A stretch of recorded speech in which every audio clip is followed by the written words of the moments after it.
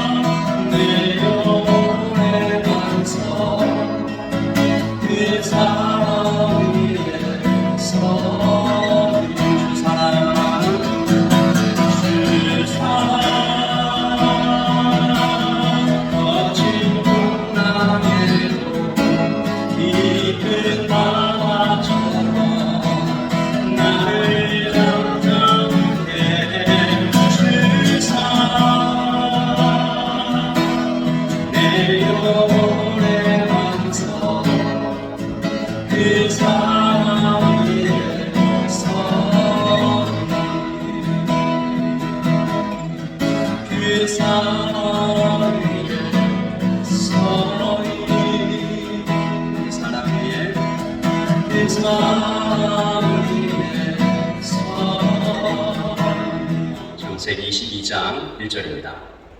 제가 한 절, 여러분이 한 절 이렇게 7절까지 읽겠습니다. 그 이후에 하나님이 아브라함을 시험하시려고 그를 부르시되 아브라함아 하시니 그가 이르되 내가 여기 있나이다.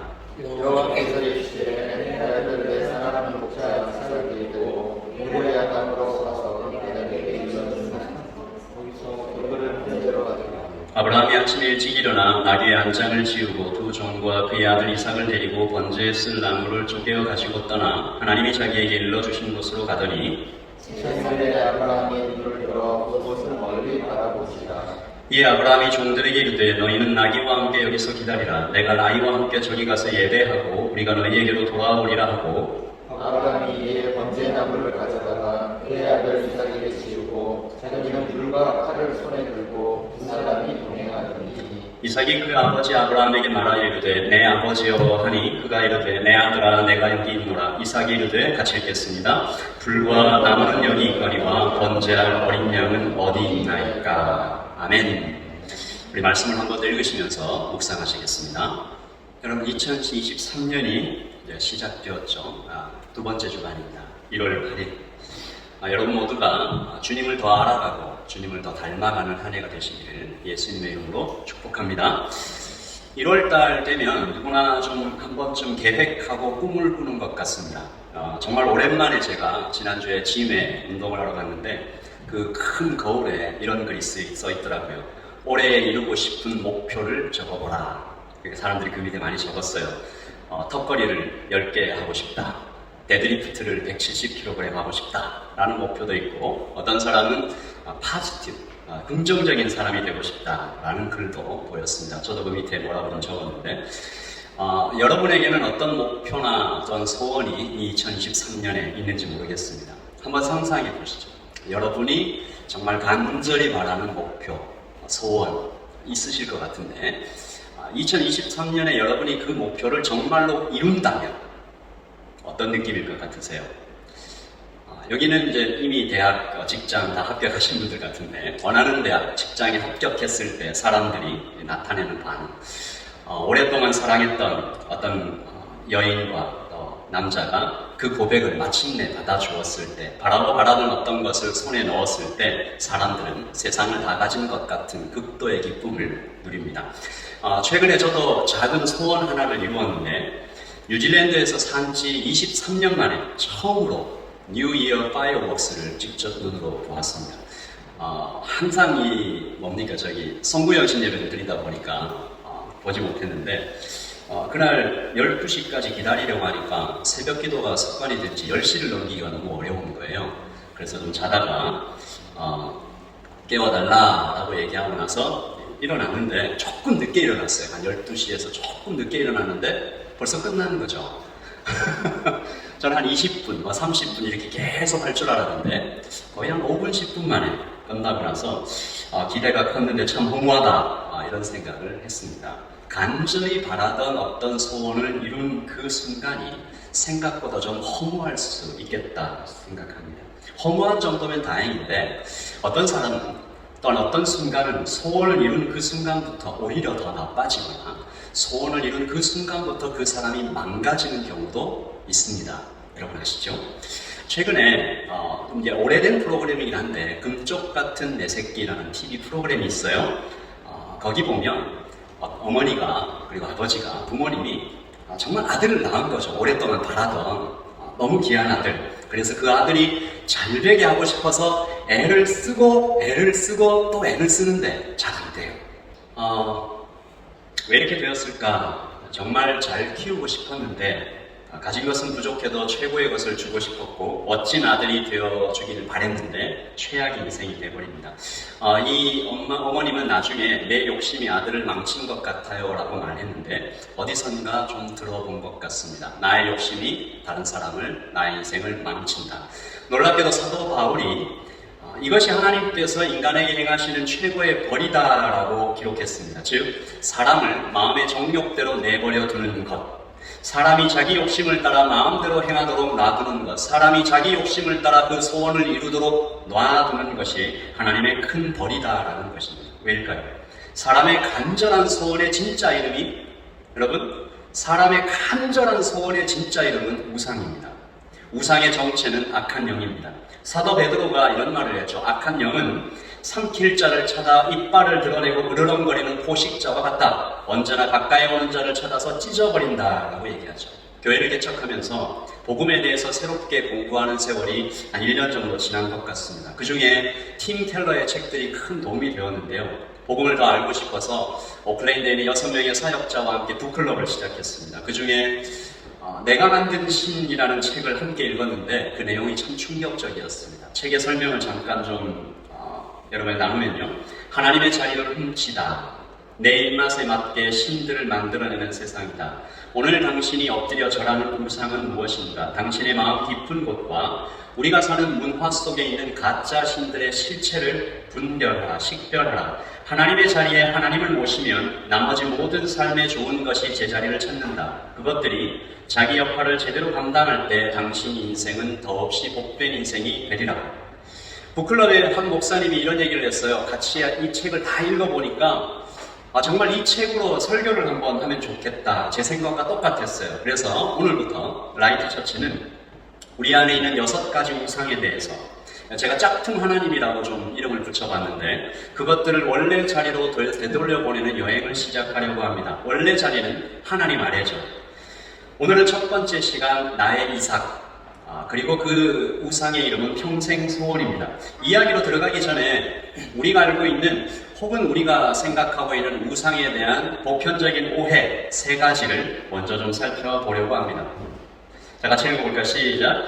우상은 종교적인 어떤 영적인 것이다 라는 오해가 있습니다. 아니죠. 우상은 신상이나 목상 이런 것이 아니고 무엇이든 우상이 될 수 있습니다. 우리 마음속을 지배하는 가짜 신들은 도처에 있는데요. 하나님을 흉내낸 가짜 신들입니다. 당신에게 하나님보다 중요한 것, 하나님보다 더 크게 생각을 차지하는 것, 하나님만이 주실 수 있는 것을 다른 곳 혹은 다른 사람에게서 찾으려는 모든 시도가 당신이 만든 우상, 당신이 만든 신입니다. 두 번째, 같이 읽죠? 우상은 음침하고 대체로 나쁜 것이다. 아닙니다. 우상은 대체로 좋은 것입니다. 돈, 사랑, 힘, 성취, 문화, 하나님이 우리에게 원래 주신 선물들이죠. 좋은 것들입니다. 하지만 그 좋은 것들일수록 우상이 되기 쉽습니다. 그래서 아까 말씀드렸던 것처럼 이 우상들의 자리가 중요한데요. 당신에게 꼭 필요하고 좋은 것이지만 그것들을 하나님 자리에 앉히면 부패합니다. 끔찍한 냄새를 풍기면서 그 자신과 또한 사람을 파괴하죠. 이 마지막이 중요합니다. 우상은 제거될 수 있다라는 생각인데요. 우상은 제거될 수 없습니다. 적어도 우리가 사는 이 땅에서는 불가능합니다. 하나의 우상을 처리했어요. 어떤 사람이 이제 나는 하나님 앞에서 돈만큼은 자유로워졌어. 돈이 있든 없든 난 상관없어. 하나님만이 제일 중요해. 라고 생각해서 이제 내 삶에는 우상은 하나도 없어. 라고 생각했는데 뭐가요? 사랑이 혹은 권력이 혹은 성취라는 것이 그 우상의 자리를 금방 차지합니다. 그러니까 계속 대상만 바뀔 뿐이죠. 우리의 평생은 다양한 우상들을 하나님으로 대체해야 하는 여행입니다. 점점 자유로워질 수 있는 길, 점점 더 행복을 만들어갈 수 있는 길은 그 우상들을 자꾸만 하나님으로 대체하는 것뿐입니다. 그리고 이 여행의 이름은 복음과 함께이겠죠. 오늘 우리에게 주신 하나님의 말씀 아브라함의 이야기로 한번 들어가 보겠습니다. 그에게도 간절한 소원이 있었죠. 예상되시죠? 아들이었습니다. 고대 중동 지역 사람들에게 아들, 그것도 그 중에서도 첫째 아들은 엄청난 의미가 있습니다. 당시에는 개인의 성공이나 어떤 능력보다는 가문이 잘 되는 것이 중요했어요. 패밀리. 그래서 결혼도 가문의 어떤 가문들끼리. 그래서 가문을 이어갈 첫째 아들. 얼마나 중요했겠어요? 그 첫째 아들은 가문 그 자체였습니다. 그러므로 어떤 사람이 결혼을 했는데 그에게 아들이 없거나 아프거나 능력이 부족하면 그 가문은 그때부터 큰 슬픔과 고통에 빠지게 되는 거죠.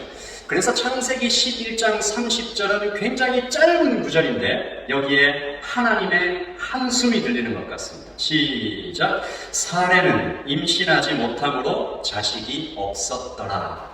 아브라함의 깊은 한숨이 우리에게 들리는 것 같죠. 하지만 아직 아닙니다. 아브라함에게 첫째 아들, 즉 이삭이 어떤 의미였는지 제대로 알려면 조금 더 더 깊이 들어가 봐야 되는데요. 이 아브라함에게 이삭은 세 가지 의미로서 더 중요했습니다. 첫째, 이 아브라함은 하나님의 약속의 증거였어요. 둘째, 사람들에게 내놓을 이 성공의 상징이었습니다. 셋째, 100살이나 되어서 낳은 금쪽 같은 자식입니다. 하나님께서 아브라함을 고향에서 불러내실 때 했던 말씀인데요. 우리 같이 읽어보겠습니다. 시작.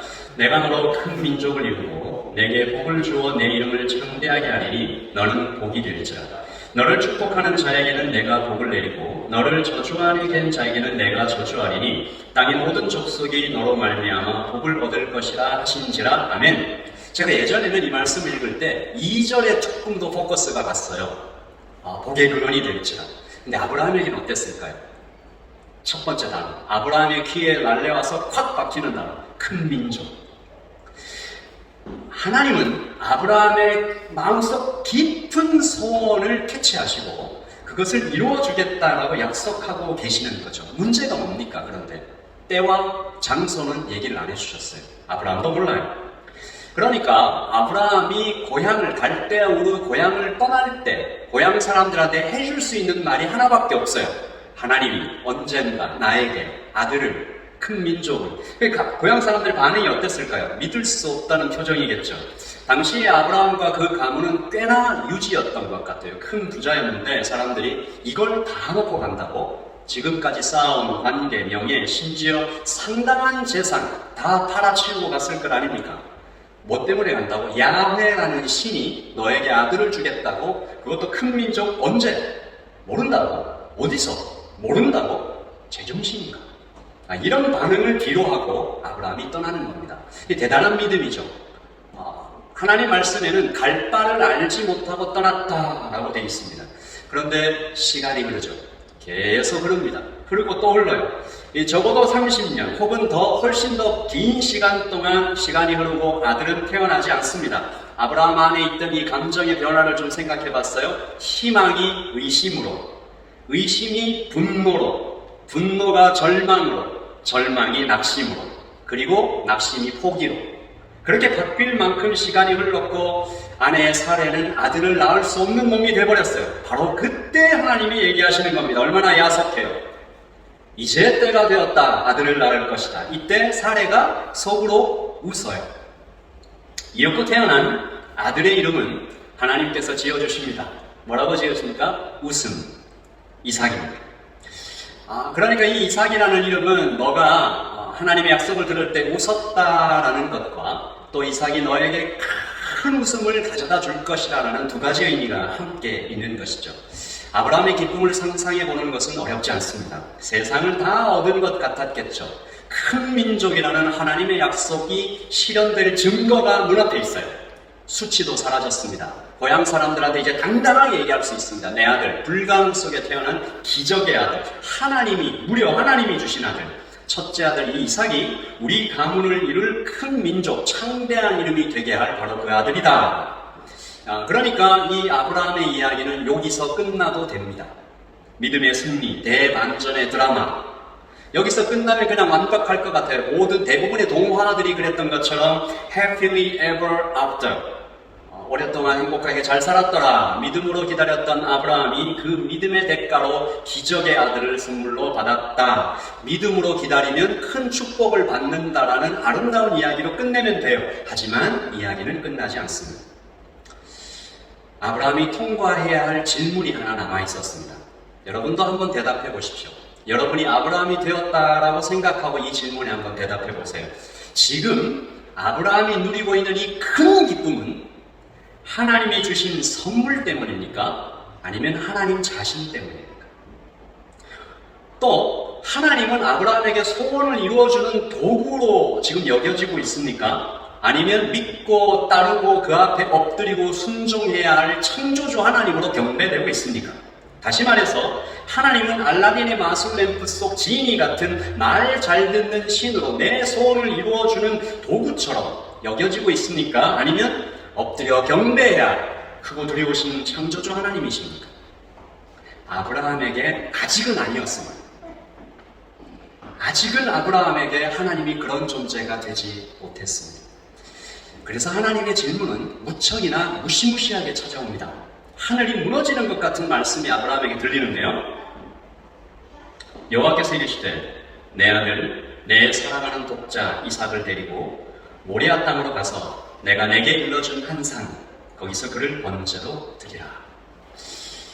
이 명령을 들었을 때 아브라함의 그 마음, 고통, 번뇌, 하나님은 잔인하고 무정한 분이신가? 이 사람들이 이런 얘기 많이 해요. 몇몇 사람들이 책도 쓴 것 같아요. 잔혹한 하나님이라는 책을 쓴 히엘 테볼이라는 사람도 있는데, 혹은 아브라함이 하나님보다 이삭을 더 사랑해서 화가 나셨는가라고 얘기하시는 분도 있고, 감히 네가 나보다 아들을 더 사랑해라는 분노를 아브라함에게 표출하신 것인가? 저도 사실은 그런 질문들을 좀 가지고 있었던 것 같은데, 이 팀 켈러라는 목사님이 여기에 대해서 기가 막힌 해석을 내놓았습니다. 제가 읽어보겠습니다. 고대에서 마다들은 개인이 아니었다. 가문 전체였다. 모세가 애굽을 나올 때 애굽의 모든 마다들이 죽은 이유가 그것이다. 애굽의 죄를 마다들이 담당한 것이다. 마다들이 곧 가문이기 때문입니다. 하나님은 지금 아브라함 가문 전체의 죄를 맏아들 이삭이 담당해야 한다라고 말씀하고 계신 것이다. 아브라함은 금방 알아들었을 것이다. 무엇을 알아들었을까? 자신과 아내 사레 그리고 가문 전체가 하나님 앞에 죄인일 수밖에 없는 사실에 대하여 고백하고 알아들었을 것이다. 만약에 하나님께서 지금 침소에 들어가 내 아내 사레를 죽여라 라고 하셨거나 혹은 지금 당장 이삭을 끌어내서 죽이라고 하셨으면 아브라함은 가지 않았을 것이다. 그러나 하나님은 내 아들, 내 사랑하는 독자 이삭을 번제로 드리라고 말씀하셨다. 우리의 죄를 위해, 우리 가문의 죄를 위해 이삭이 죽어야 한다. 아브라함은 변명할 수 없었을 것이다. 여러분, 아브라함은 자신의 죄, 가문 전체의 죄를 이 맏아들이 담당해야 한다라는 하나님의 율법과 그 하나님께서 이 섭리하시는 그 역동을 알았던 것입니다. 하지만 그것만으로는 아직 부족하죠. 도대체 어떤 아버지가 그 말씀만 듣고 자기 죄 때문에 아들이 죽어야 한다라는데 칼을 들고 아들에게 내리꽂을 수 있을까요? 그런데 놀랍게도 아브라함이 머뭇거리지도 않고 그 다음날 아침 일찍 모리아 산으로 향합니다. 어떻게 가능했을까요? 여기에 아브라함의 두 번째 믿음이 있습니다. 아브라함이 하나님의 두 번째 성품을 믿었기 때문이죠. 어떤 하나님일까요? 지극히 은혜로우신 사랑의 하나님입니다. 그러니까 아브라함에게 하나님은 죄를 죽이시는 높고 거룩하신 하나님인 동시에 지극히 은혜로우신 사랑의 하나님으로 그에게 다가왔다는 것이죠. 이것을 희미하게 보여주는 하나의 힌트가 있습니다. 아브라함이 뭐라고 얘기해요? 아브라함이 종들에게 이르되 너희는 나귀와 함께 여기서 기다리라. 내가 아이와 함께 저기서 가서 예배하고 시작. 우리가 너희에게로 돌아오리라. 우리가 나와 이삭이 돌아오리라. 아브라함은 이삭과 함께 다시 돌아올 것을 믿었던 것이죠. 하나님이 어떻게 그렇게 하실지는 몰랐습니다. 그러나 믿는 것은 오직 하나님의 사랑이었죠. 하나님의 약속이었습니다. 이삭을 통해 큰 민족을 이루어 주실 것이라고 약속하신 하나님의 약속이 여전히 살아있다. 방법은 모르겠다. 그러나 하나님은 반드시 이삭을 다시 돌려주실 것이다. 여러분, 그렇게 아브라함은 길을 떠난 것입니다. 팀 켈러의 해석처럼 만약에 아브라함이 거룩하신 하나님 앞에서 내가 끔찍한 죄인이라는 사실을 절감하지 못했다면 그는 화가 났을 것입니다. 너무 화가 나서 못 갔을 것입니다. 동시에 그가 은혜의 하나님을 믿지 못했다면 그는 너무 슬프고 끔찍하고 아찔해서 가지 못했을 겁니다.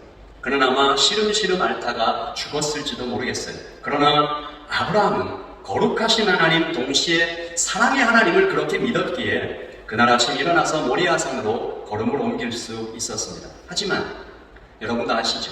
이해가 되었다고 해서 덜 고통스럽지는 않았겠죠. 아브라함은 마치 자신의 몸이 찢겨나가는 것 같았을 것입니다. 하나님의 칼이 자신을 찌르고 속을 다 헤집어 놓는 것 같은 고통 속에 아침 일찍, 제가 이 본문을 읽을 때마다 아침 일찍 길을 떠나는 아브라함을 생각할 때면 언제나 마음 한구석이 좀 저려오는 것 같아요. 여러분, 오늘 우리가 1월을 살고 있는 2023년 오늘을 살고 있는 우리가 우리의 간절한 소원을 하나님 앞에 아뢰면서 작년을 돌아볼 때 하나님 그때 왜 나의 간절한 소원을 이루어주지 않으셨습니까? 라든지 때때로 이해할 수 없는 어떤 경우에 하나님께서 막 나를 죽이시는 것 같이 느껴지는 어떤 경우 하나님은 왜 이렇게 하시는 것일까? 아브라함은 하나님께서 마치 자기를 죽이시는 것 같은 그 고통 속에 사랑의 하나님을 믿고 거룩하신 하나님을 동시에 믿었지만 그의 발걸음이 그렇게 고통스러웠던 것이죠.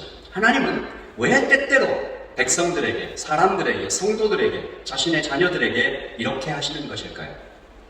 다음 장면에 그 이유가 밝혀집니다. 오늘 이야기의 클라이막스인데요. 핵심 주제이기도 하죠. 아버지 아브라함의 칼이 공중에 높이 들려서 이삭의 몸에 내려 꽂히려는 순간 하나님의 음성이 들리지 않습니까? 아브라함아, 아브라함아. 어떤 신학자가 이때를 가리켜 역사 전체를 통틀어서 하나님이 단 한 번 급하셨을 때다 라고 이렇게 기록했는데 하나님께서 정말 그렇게 급하게 말씀하시는 것 같습니다. 그 아이에게 내 손을 대지 말라, 그에게 아무 일도 하지 말라.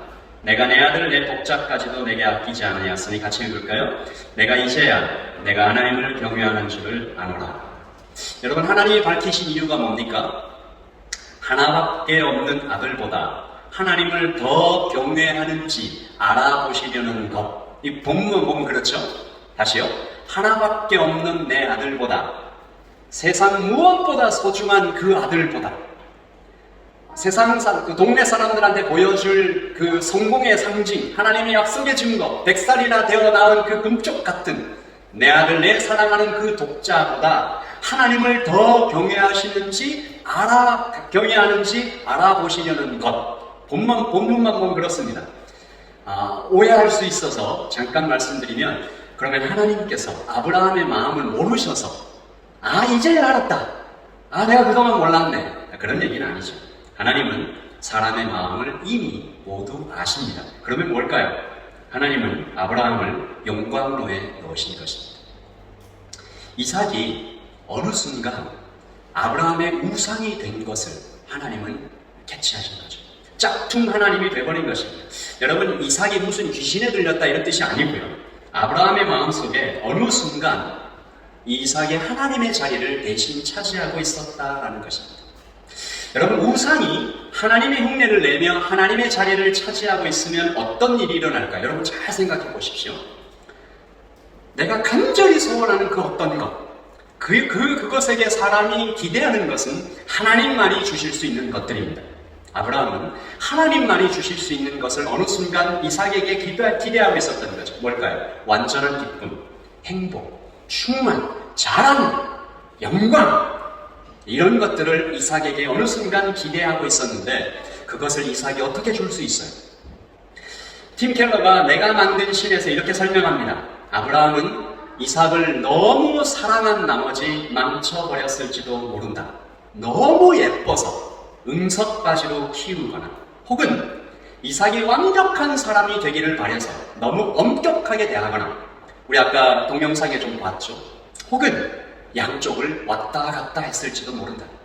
아들이 자신을 실망시키면 거침없는 분노가 일어나서 내가 너를 어떻게 키웠는데 불같이 화를 내거나 심지어 폭력을 휘두를 수도 있고, 때로는 불안증과 우울증에 시달렸을지도 모른다. 이삭의 경우를 생각해 보십시다. 여러분, 이삭이라도 행복했겠습니까? 아버지의 그 어마어마한 기대, 지나친 기대에 짓눌리는 것이죠. 마치 자신에게 하나님만이 주실 수 있는 것을 기대하는 아버지의 그 기대를 만족시킬 수 있는 아들이 어디 있겠어요? 어쩌면 이삭은 아예 집을 떠나거나 혹은 심령이 뒤틀리고 망가져 버렸을지도 모릅니다. 하나님의 자리를 어느 누구와 감당할 수 없기 때문이죠. 그래서 혹시 이삭과 아브라함은 원수처럼 되어버렸을지도 모릅니다.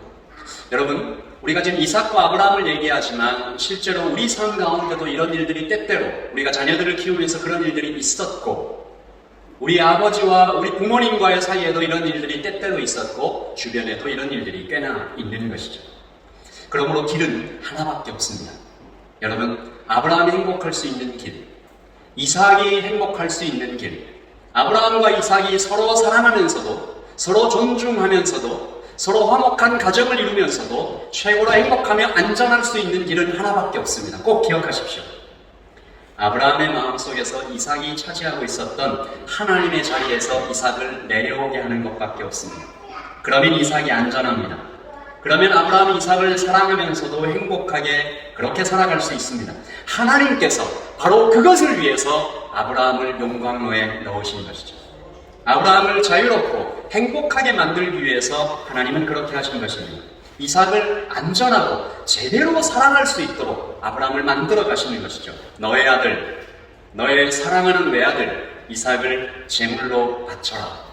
이 명령은 아브라함을 죽이는 것 같았지만 사실은 아브라함 안에는 덕지덕지 붙어있던 그 불순물들을 떨어내고 죽음의 그 흔적들을 떨어내고 온전한 행복의 길로 나아가게 하는 용광로에 넣어 더 단단하게 만드는 것이죠. 여러분, 아브라함만 그렇겠습니까? 아닙니다. 제가 설교의 초기에 2023년에 여러분들에게 있는 간절한 소원이 있냐라고 말씀드렸는데, 나의 이삭을 제물로 드려야만 우리도 우상에게 해방될 수 있습니다. 하나님께서 그 우상을 내려놓는 우리가 고통스러워하는 것들을 바라보시면서도 그렇게 하시는 이유는 하나님께서 우리를 살리고 싶기 때문입니다. 세상의 모든 것은 제자리에 있을 때 아름답고 행복한 것이죠. 나의 이삭이 있어야 할 자리는 어디입니까? 하나님의 영광 바로 그 아래입니다. 그러면 안전하죠. 그러면 행복합니다. 나의 이삭도 날마다 더 자유로워지며 행복해 갈 것입니다. 마지막으로 설교를 마치면서 한 가지 우리가 잊지 말아야 할 것이 있습니다. 여러분 마음속에 좀 하나의 의문이 생길 수도 있는데, 이삭은 어떻게 살아날 수 있었을까? 아브라함의 죄와 아브라함의 가족의 죄는 그대로 남아 있습니다. 그 죄가 어떻게 해결되지 않았어요. 근데 이삭이 살아서 내려옵니다. 이삭은 왜 죽지 않았죠? 같이 읽어볼까요? 시작. 아브라함이 눈을 들어 살펴본즉 핫수의 순양이 뒤에 있는데 뿔이 숯불에 걸려있는지라. 아브라함이 가서 그 순양을 가져다가 아들을 대신하여 번제로 드렸더라. 아멘. 사람들은 그냥 단순하게 양이 이삭을 대신해서 죽었기 때문이지 않습니까? 라고 하죠. 그러나 좀 더 깊이 들여다보면 가능하지 않지 않습니까? 양이 어떻게 사람의 죄를 담당해요? 양이 어떻게 아브라함 가문 전체의 죄를 담당합니까? 그날의 양은 그러면 뭘까요? 하나의 상징일 뿐입니다. 이 양은 시간의 모든 스펙트럼에 항상 계시는 우리 주 예수 그리스도 하나님께서 미리 거기에서 상징으로 나타나신 것이죠. 먼 훗날에 똑같은 산에서 어떤 마다들이 두 팔을 벌리고 아브라함 가문을 위해서 이 땅의 모든 인류를 위해서 대신 죽으셨습니다. 그는 사람이었지만 시간의 모든 순간에 살아계시는 하나님의 아들 예수 그리스도 하나님 자신이었기에 여러분 이삭은 하나님이 양을 보내셔서 죽지 않고 살았지만 먼 훗날 하나님의 아들은 죽어갈 때 어떤 양도 나타나지 않고 아버지 하나님도 눈을 감으신 듯 세상이 캄캄하게 변하며 철저히 외면을 당하셨죠. 그 나무 위에서 우리 주 예수 그리스도께서 이렇게 말씀하십니다. 엘리 엘리 라마 사박다니 나의 하나님 어찌하여 나를 버리십니까? 비명을 지르시죠. 그러나 그때도 아버지는 아들을 구출하지 않으셨습니다. 바로 우리의 죄를 대신 다 담당하기 위해 하셨죠. 그렇게 하나님의 아들은 이삭이 죽어야 했던 산에서 대신 죽임을 당한 것입니다. 여러분 이것을 기억하십시오. 시간의 스펙트럼에 항상 살아계시는 우리 주 예수 그리스도께서 그날도 죽으신 것입니다. 이삭을 살리시고 아브라함의 우상을 처리하신 분은 우리 주 예수 그리스도이십니다. 오늘도 우리를 살리십니다. 우리의 우상을 처리해 주십니다. 그래서 이것을 알면 우리도 나의 이삭을 드릴 수 있습니다. 그러면 안전해질 수 있습니다. 여러분의 자녀, 여러분의 배우자, 또 여러분의 마음속에 품고 있는 어떤 간절한 소원 다 올해는 하나님의 자리에서 다 내려와서 하나님께 드려지기를 소원합니다. 2023년 첫 시간에 우리가 기도할 제목은 하나입니다.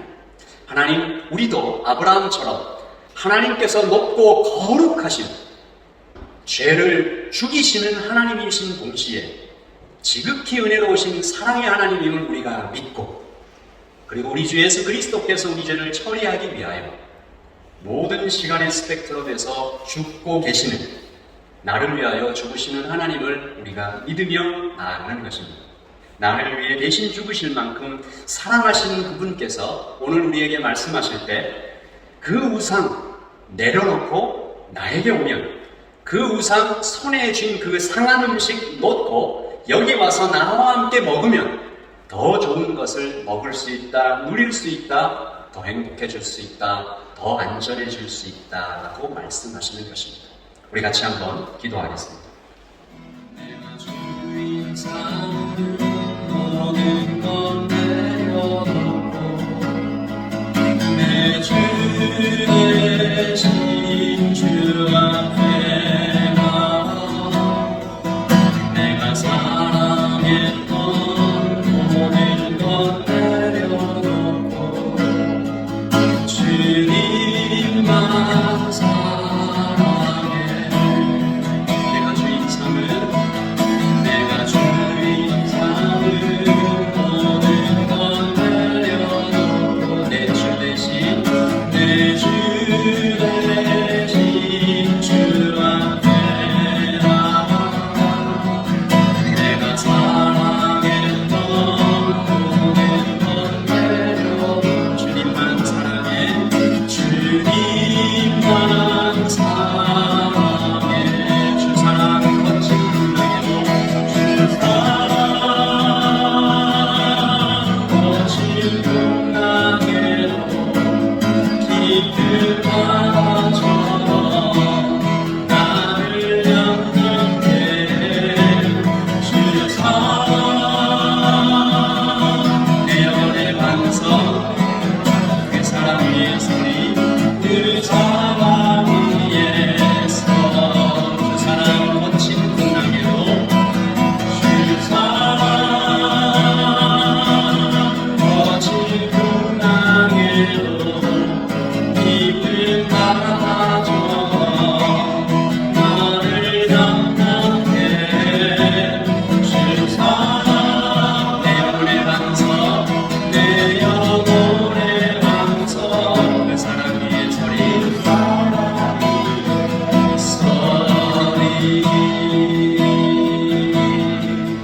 우리 한 번만 더 기도하고 예배를 마치기 원합니다. 우리가 방금은 내가 정말 그렇게 하겠습니다 하는 결단의 기도였다면 이 시간은 좀 믿음의 기도를 드리시죠. 우리 우려의 가사처럼 주님의 사랑이 거친 풍랑에도 나를 잠잠케 하시고 주님의 사랑이 내 영혼의 반석처럼 언제나 변함이 없습니다. 나의 행위가 아니라, 나의 어떤 자격이 아니라 나의 존재 그 자체를 마음껏 기뻐하시고 한없이 사랑하시는 주님의 눈앞에 마주 서며 하나님께서 나를 사랑하시는 것 좀 잊지 말고 주께서 나를 위해 죽으신 것을 마음속 깊이 고백하면서 주님 사랑합니다, 주님을 믿습니다, 우리 같이 고백하며 기도하겠습니다.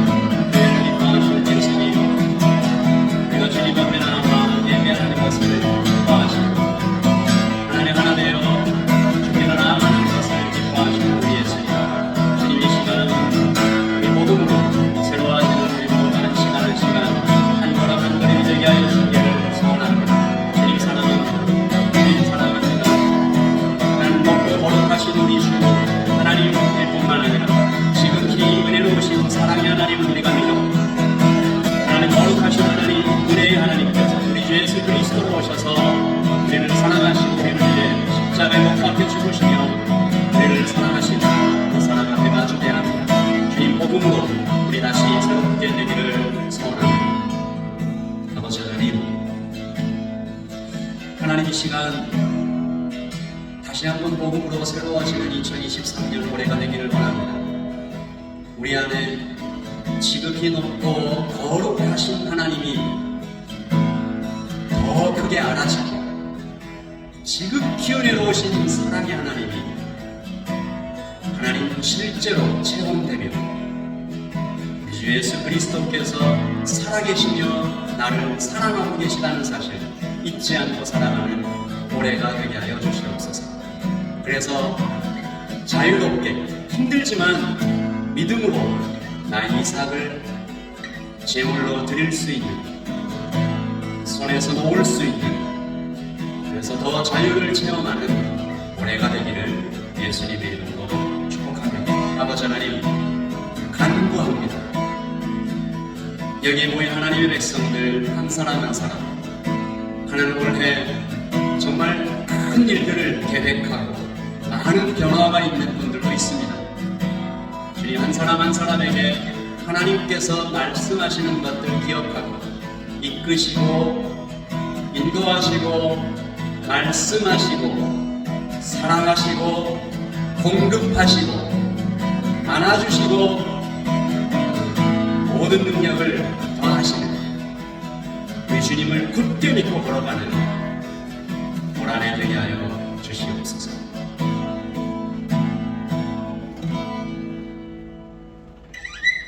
지금은 우리 주 예수 그리스도의 그 크신 사랑과 하나님 아버지의 크고 놀라우신 은혜와 여기에 모이는 모든 사람들의 심령 속에 삶 가운데 좌정하시고 함께 하시는 성령의 교통하심이 복음으로 다시 새로워지고자 하는 모든 하나님의 백성들 머리머리 위에 지금부터 영원토록 함께 있을지어다.